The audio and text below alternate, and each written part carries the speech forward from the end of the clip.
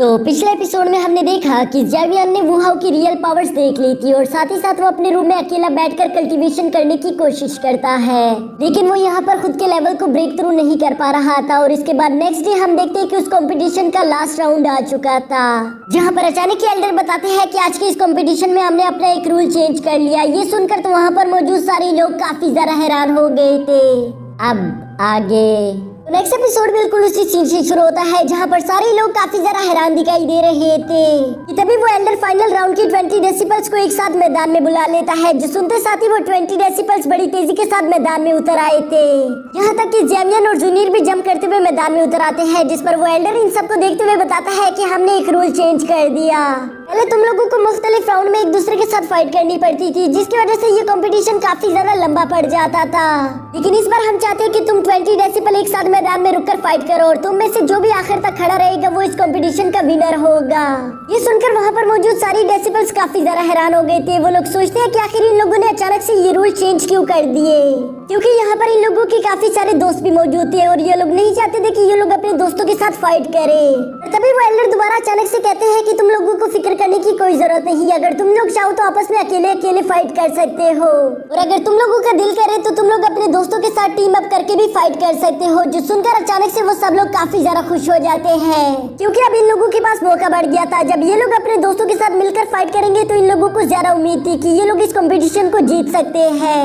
यहाँ जैवियन भी ये सुनकर काफी ज्यादा खुश हो गया था और इसलिए वो जूनियर से कहता है कि अब हम एक दूसरे के साथ मिलकर यहाँ पर फाइट करेंगे, जिस पर जूनियर कहती है कि हाँ तुमने बिल्कुल सही कहा, लेकिन इस रूल से हमें कुछ ज्यादा फायदा नहीं होने वाला। ये सब कहती है वो अपने सामने देखती है, जहाँ पर हमें दिखाया जाता है कि बहुत सारे लोगों ने मिलकर एक एक टीम को क्रिएट कर लिया था, जबकि ये दोनों सिर्फ अकेले ही खड़े थे। तभी जैवियन अपनी तलवार निकालकर खुद को फाइट के लिए रेडी करते हुए जूनियर से कहता है कि तुम्हें फिक्र करने की कोई जरूरत नहीं, जब तक हम एक दूसरे के साथ हैं हमें कुछ नहीं होगा। ये सुनकर जूनियर भी उससे कहती है कि हाँ तुमने बिल्कुल ठीक कहा। जूनियर को यहाँ जैवियन पर पूरी तरीके से यकीन था कि तभी अचानक वो एल्डर आगे बढ़ते हुए कहता है कि चलो फिर हम इस फाइनल राउंड को शुरू करते हैं। और इसी के साथ हम देखते हैं कि इस कंपटीशन का लास्ट राउंड शुरू हो जाता है, जहाँ सारे लोग एक दूसरे के साथ फाइट कर रहे थे, जबकि जैवियन यहाँ पर अभी जूनियर को इंतजार करने के लिए कहता है। वो उससे कहता है कि अभी के लिए तुम किसी पर भी अटैक मत करना, जबकि दूसरी तरफ वुहाओ और बाइशेंग अपने साथियों के साथ मिलकर वहाँ पर मौजूद सारे लोगों को बारी बारी करके खत्म कर रहे थे।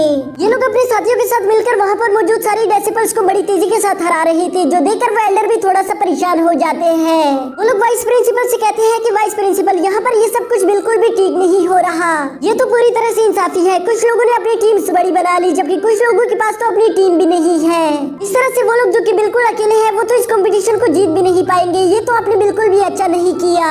इस पर वाइस प्रिंसिपल कहता है कि तुम लोगों को फिक्र करने की कोई जरूरत नहीं, मैं जानता हूँ कि इस कंपटीशन को कौन जीतेगा, और वैसे भी मैं उस पुराने रूल से काफी ज्यादा तंग आ चुका था। मैं चाहता था कि आज हम यहाँ पर कुछ नया ट्राई करें, जिसकी वजह से मैंने ये रूल क्रिएट किया, और मैं ये भी जानता हूँ कि यहाँ पर आज बहुत सारे लोगों को बहुत मेहनत करनी पड़ेगी, लेकिन हम लोग भी तो यही चाहते हैं, तो इसलिए तुम लोग फिक्र करना छोड़ दो और इस कंपटीशन पे अच्छे से ध्यान दो।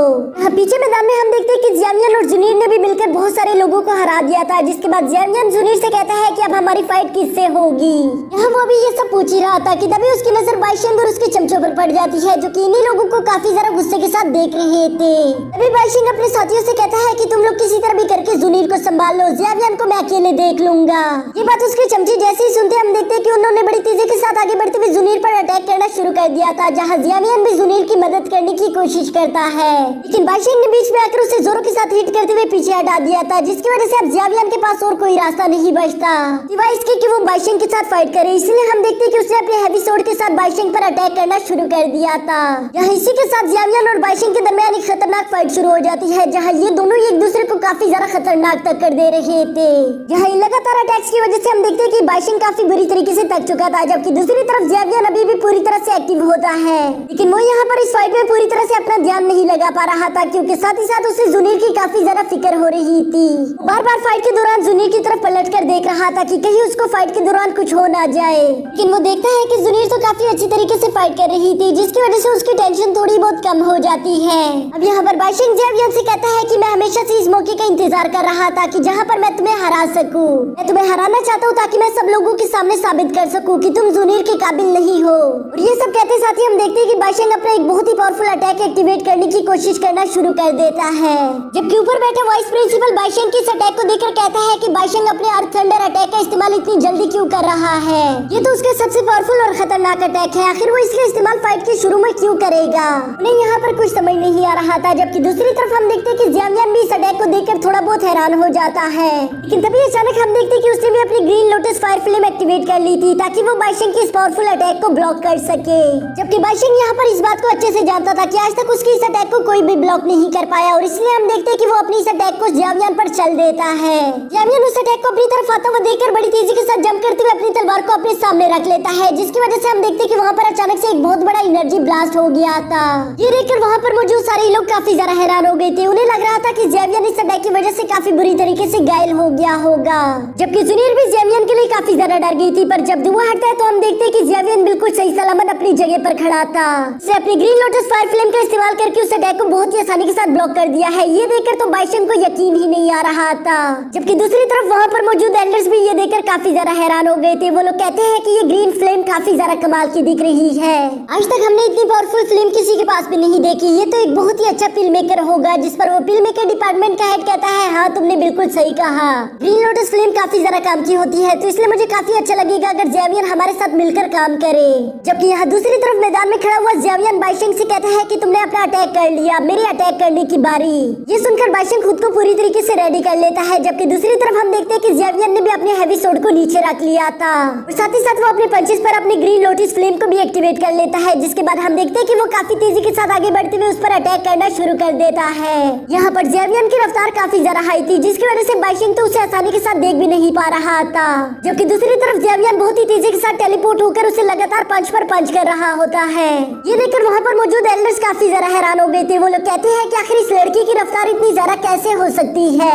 तभी उनमें से एक एल्डर कहता है कि ये उसकी हैवी सोर्ड का कमाल है, क्योंकि वो अपने सोर्ड को हर वक्त अपने साथ लेकर फिरता है। यहाँ इतने ज्यादा वजन को उठाकर लगातार प्रैक्टिस करने की वजह से उसकी रफ्तार कई गुना ज्यादा बढ़ चुकी है, जिसकी वजह से बाइशेंग उसे देख भी नहीं पा रहा। बाइशेंग यहाँ पर मौका पाकर जेवियन पर कुछ अटैक करने की कोशिश करता है, लेकिन जेवियन ने बहुत ही आसानी के साथ वो सारे अटैक डॉज कर लिए थे, जिसके बाद वो आगे बढ़ते हुए अपना फाइनल अटैक बाइशेंग पर कर देता है। इस अटैक की वजह से हम देखते हैं कि बाइशेंग काफी बुरी तरीके से घायल हो चुका था, और जेवियन बिल्कुल उसके सामने खड़ा होकर धीरे धीरे उसके नजदीक आ रहा होता है, जिसकी वजह से बाइशेंग को थोड़ा थोड़ा डर भी लग रहा था। लेकिन तभी अचानक जेवियन अपने अंदर कुछ अजीब चीजें महसूस करता है। वो देखता है कि उसके अंदर 2 पावर्स अचानक से एक्टिवेट हो चुकी है। उसे समझ नहीं आ रहा था कि अचानक से ये सब उसके साथ क्या होने लगा है, लेकिन थोड़ी देर गौर करने के बाद वो समझ गया था कि उसकी बॉडी अब अपने लेवल को ब्रेक थ्रू करने वाली है, जिसकी वजह से वो अच्छे से फाइट नहीं कर पाएगा। ये सोचकर वो काफी ज्यादा परेशान हो गया था। जबकि वहाँ पर मौजूद ऊपर बैठे एल्डर्स भी ये समझ गए थे कि जेवियन की बॉडी अपने लेवल को ब्रेक थ्रू कर रही है, इसलिए लगातार आगे फाइट करना उसके लिए काफी ज्यादा खतरनाक होगा। इसमें उसकी जान भी जा सकती है। बेहतर तो ये होगा कि यहाँ पर जेवियन हार मान ले, लेकिन ये बात उसके लिए काफी ज्यादा बुरी होगी, क्योंकि उसने यहाँ पर पहुंचने के लिए काफी ज्यादा मेहनत की है। जबकि दूसरी तरफ हम देखते हैं कि बाइशेंग ये देखकर काफी ज्यादा खुश हो गया था। वो फौरन से अपने हथियार को उठाकर जेवियन से कहता है कि देख लिया, ऊपर वाला भी आज मेरी मदद कर रहा है, इसलिए मुझे नहीं लगता कि तुम आज जीत पाओगे। आज यहाँ पर चाहे जो भी हो जाए, लेकिन इस कंपटीशन को तो मैं ही जीतूंगा। जो सुनकर जेवियन को काफी ज्यादा गुस्सा आ रहा था, और इसी के साथ हमारा ये एपिसोड भी यहीं पर खत्म हो जाता है।